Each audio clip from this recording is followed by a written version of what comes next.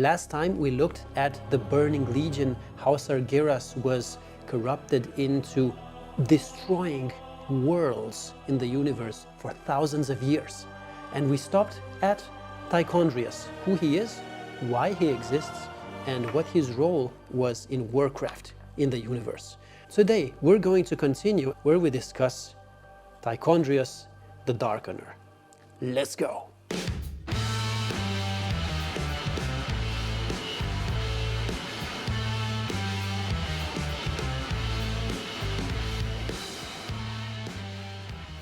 Tichondrius the Darkener. It's one of the fun ones because he has so many titles that I just need to name them.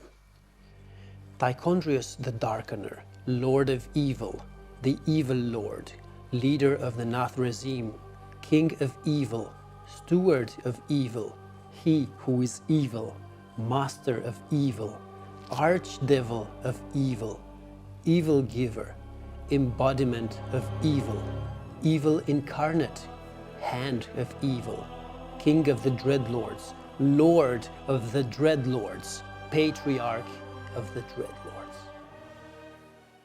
I hope you get an idea of what his position is. He is a part of the Venthyr, and they are so vain that he literally needs 20 titles to explain who he is and what he does.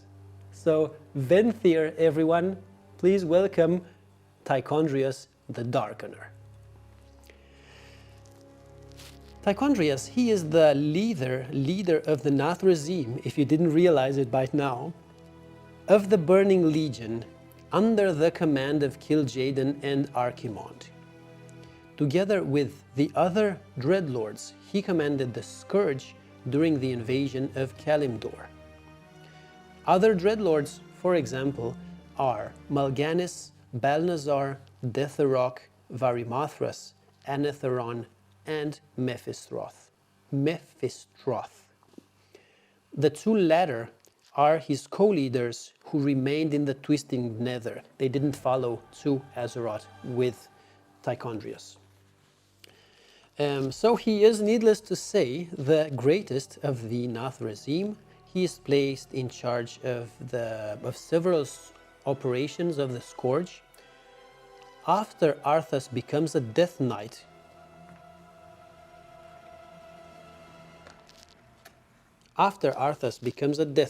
and becomes this form here, Tichondrius introduces himself as one of the Lich King's followers. He did not trust Arthas yet, so he introduced himself as one of the Lich King's followers. Remember, by now, Tichondrius is in service of Kil'jaeden, while Ner'zhul has broken free, somewhat broken free. He's working on his betrayal of Kil'jaeden. Kil'jaeden, though, is aware of Ner'zhul wanting to betray him, and that's why he sends Tichondrius to oversee the operations of the Scourge. However, Ner'zhul, whose soul spirit was imprisoned in the Helm of Domination and in Frostmourne, in the Frozen Throne by Kil'jaeden, he manages to trick the Dreadlords into allowing him to hurl Frostmourne away from the Frozen Throne. By him hurling the Frostmourne out, he gave Arthas the opportunity to find the blade and begin his corruption, his transformation into the Lich King, or the Death Knight. Ner'zhul also manipulated a human mage, an archmage of the Kirin Tor called Kel'Thuzad, to travel to Northrend, climb the Frozen Throne, and offer his soul to Ner'zhul. Kel'Thuzad then becomes a necromancer of the Scourge and orchestrates the spreading of the Plague of Undeath across Lordaeron.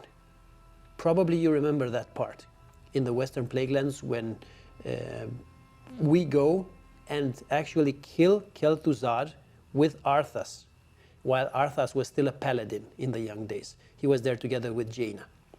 when they found the abominations and they're like, oh my god, what is this? Oh, they're stitched together from several corpses. Ugh.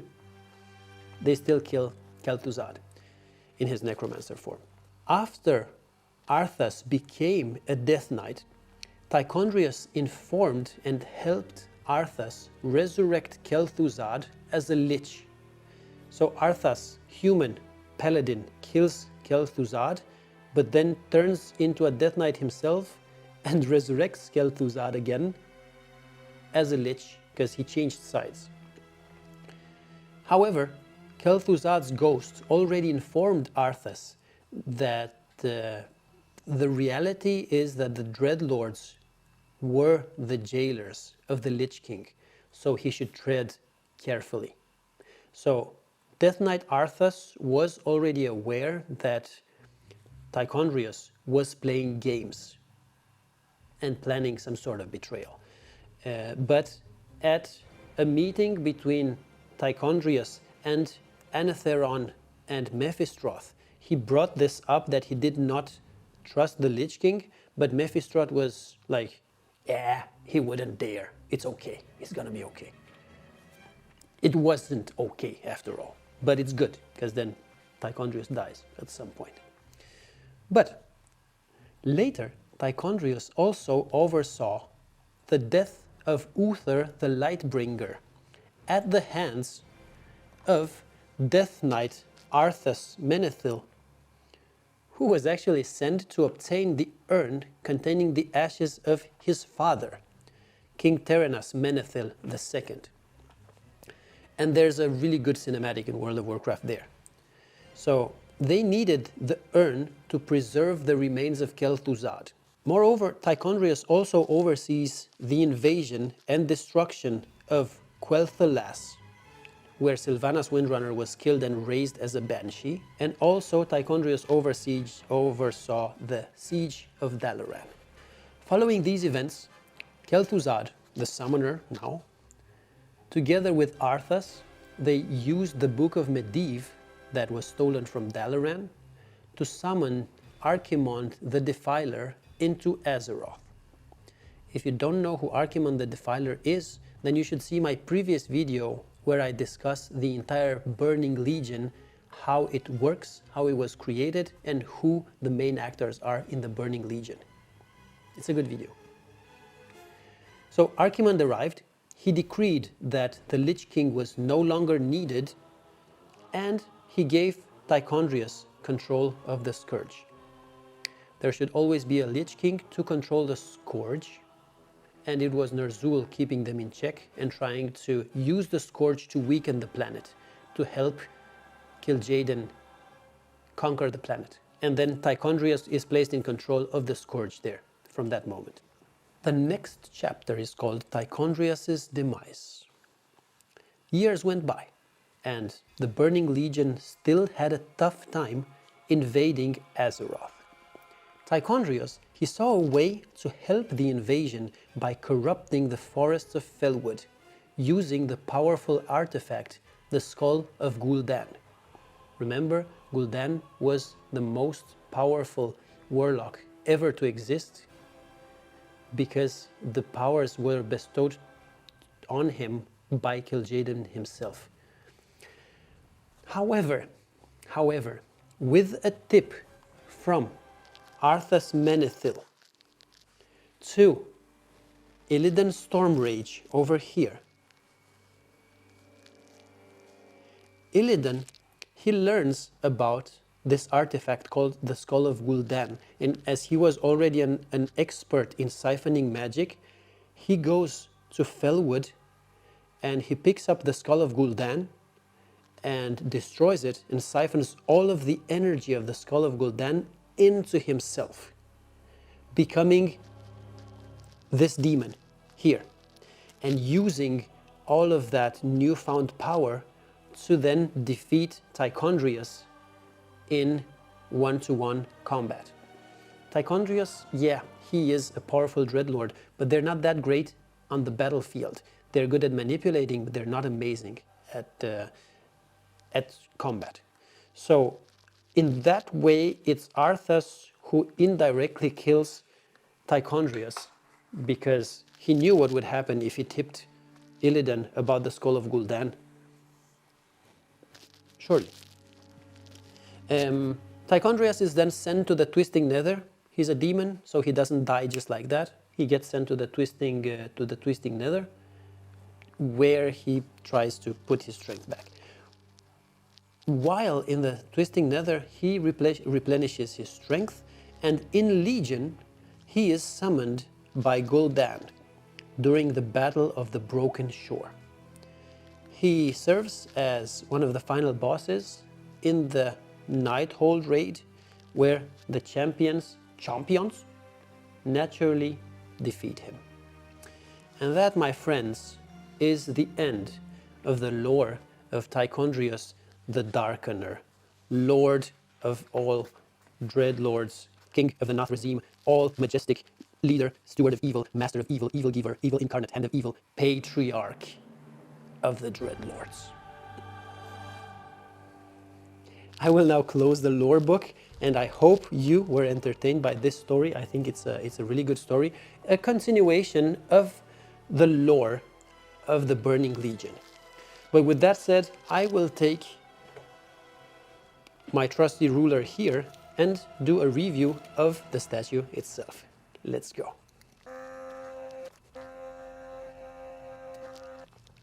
Tichondrius the Darkener, with an impressive height of 24 centimeters and an impressive wingspan of 23 centimeters and a complete depth, including his fantastic claws, of 15 centimeters.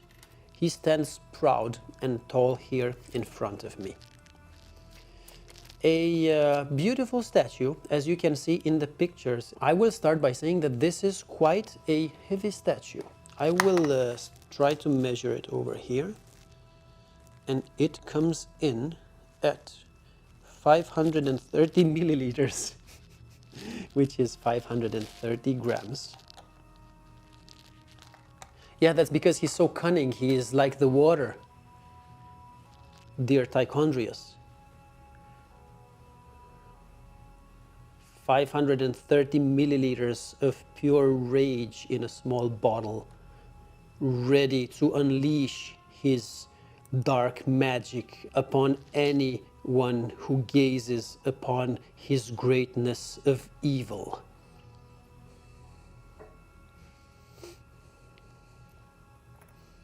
"530 milliliters of pure rage and malice, ready to be unleashed."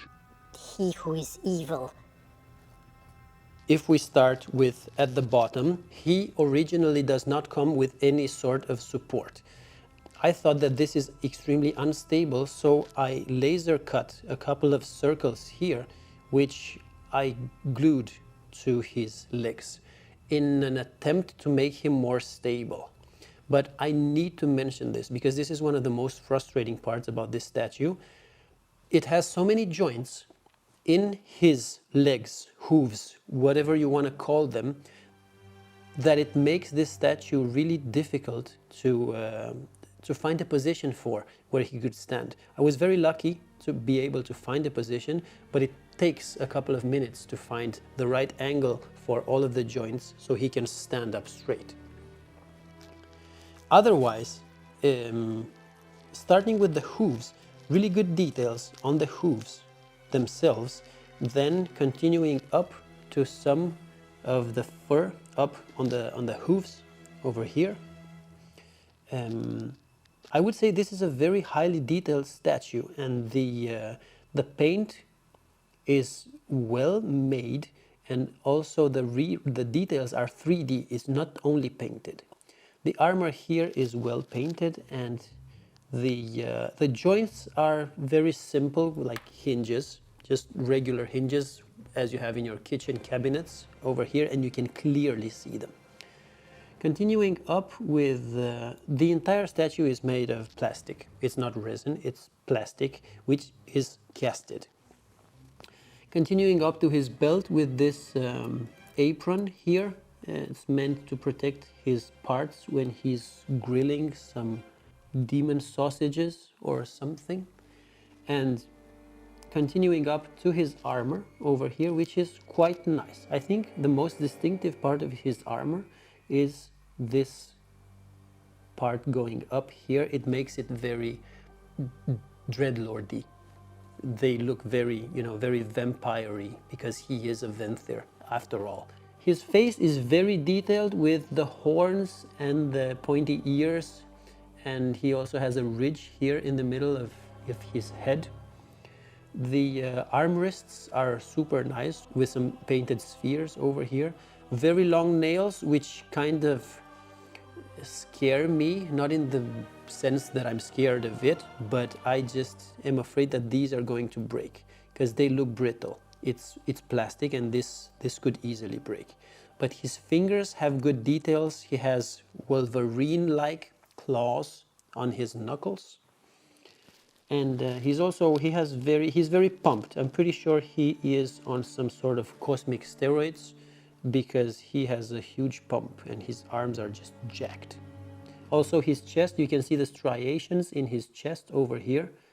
And he also has very good vascularity over here, so he's definitely not natural.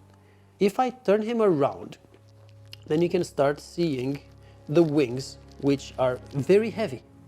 They are very heavy, and the color is actually quite nice. I will turn off the RGB light here, or I'll just make it white instead, so you can see the natural colors. There you go. These are the natural colors of Tichondrius, or the back of the wings. Some nice extra protection on her wings, on his wings up here. He has some bony structure on the sides of his wings, both of them, and a tiny bit of armor at the top here, which is quite funny.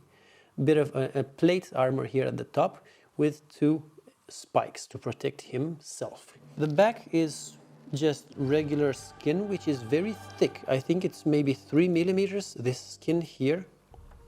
And then when you look on the inner side, you also see the bony structures that separate the different sections of the wing.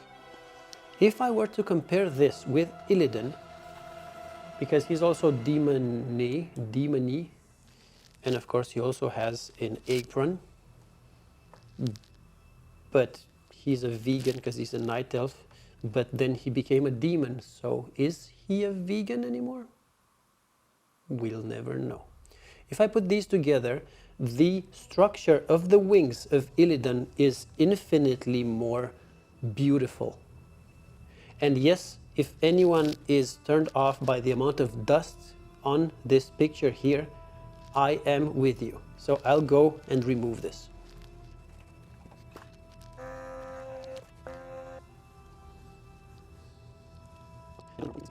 Okay, now we're back with a clean Illidan, and I did the best I could. So if you look at his wings here, they are incredibly more detailed. Again, you could see the deltoid muscles, you can see the bicep of his wing over here. Let me just check the camera. You can see the bicep on his wing over here, the forearm of his wing over here, right? You can see a triceps of the wing on the other side here, down, and also on the other side. So this is just much more detailed. Illidan is also on juice. Just look at those rear deltoids here, the shoulders, they're not so pronounced if he's natural. The details on the Illidan statue are just much better. But I would not complain about the quality of Tichondrius. I think it's a really well-made statue. The colors are much more muted, but that is very appropriate for a demon lord, I think. What do you think? If you look at the colors, turn these around so you can see the difference between these two. And unfortunately, I do not have the demon lord Illidan. I only have his normal form. The demon lord is also quite amazing. It's very nice. And he's black, and his tattoos here are a light green, kind of a lime green. It looks amazing. And yes, these are not the original Warglaves, they are 3D printed, and the stand is not original neither, because I laser cut this. Deal with it. Final thoughts on this statue. I think Tichondrius, this statue, is a fantastic statue. I think the level of detail on it, it's good. Even when you get close to it, it looks good and satisfying. The armor is good. What I dislike about it are the joints, I think. So the head goes from left to right, this way. You can rotate it. The wings come off if you want to take them off. I'll take them off right now, if I can. I am not on demon juice or demon blood to be able to take them off, but slowly and surely these come off like this. The second one as well, here. Wings, quite heavy. Looking good though. And then there's the Lord of Evil. We got joint here, joint here. So they change. Let me just put it in a way that makes sense for you to see. So this way as one joint, and then rotates as one joint. And the other side, joint this way, joint this way. So both rotation and some pivoting. Then we also have both pivoting and, no, we only have pivoting at the knee, at both knees, pivoting at knees. Then we have some rotation of the hooves. How do I do this so you can see it? Rotation of the hooves, this way. 360, yeah. And then 360 on the other hoof as well. Yeah. How do I do this? This way. 360 rotation of the hoof. So you can see now it's completely mutilated, and I need to figure out an angle where this would make sense, and I'm completely at a loss right now. Jesus Christ. Let me clear out the table. So if this needs to go this way, then I got one. And then if this, the hoof needs to go the other way, there, but it's not, so I'll need to rotate, I think, and then I can rotate the knee, but then he's like, "Rawr." Yes. His arms as well, rotating here, rotating here. Then we got the joint at the elbow, the joint at the elbow. Ooh. Ooh. He can do the robot. Let's see if he can do the moonwalk. Come on, do the moonwalk. Yep, he can do the moonwalk. So he could cast something. His wrists also rotate. Not 360 though. They stop at some point. I don't know if that's just some extra friction or what it is. Yeah, they are 360. So if you want to put his hands up and do a kind of a casting or like, whoa, there, see? And I'll just position him. And then I'll do something more neutral here with the other hand. Then I can do that. So from that perspective, it's actually surprisingly stable right now. When the wings come on, it's just something different. You could also just keep him without the wings if you feel like that. So just playing with him around right now, it's nice. Oh yeah, his knee supports here or armor is rubber, very flexible. The shoulders here as well, flexible. What else can I do with him? Yeah, he's just gonna cast something. There. Do I have a barbell I can give him to do some bicep curls? I'll just do this. Come on, man, do your curls. No matter what. Let's go. Hope he's not gonna break a nail while he's doing his curls. He's cheating, he's using his entire body. Okay, that would be me playing with the statue of Tichondrius, but I hope you get the point of how mobile he is in the different joints that this Lord of all Dreadlords has. I hope you enjoyed this. I hope you're getting some value, and if you should go and buy this, and you're passionate about the lore of the Dreadlords, I think this would be a nice addition to have. Size is good, details are good, mobility is good. I think it would be a good investment if you enjoy the Burning Legion and the Nathrezim. With that said, don't forget to throw something in the comments if you agree or disagree with me on this, or if you need something extra or less from these videos. Thank you for watching, and as always, I'll see you again in the next video. Bye!